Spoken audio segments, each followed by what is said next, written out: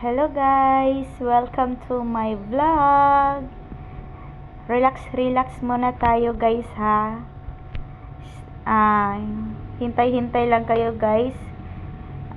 Busy pa yung tagapaglingkod ninyo. Char! Guys, kain muna tayo ng durian. Sobrang sarap ng durian. Oh, the best talaga. Puyat ni siya na klase na durian guys. Pag puyat kasi, maliit yung buto, maliit siya, tapos masarap. Tapos guys, kita nyo, nag yellow siya, sa sarap. Sa mga sa mga mahilig kumain ng durian, guys, bili na kayo. Nasa tabi-tabi lang po yan.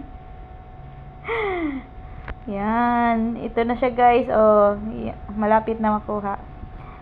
Whoops. Oh, see, kita nyo, masarap. Char.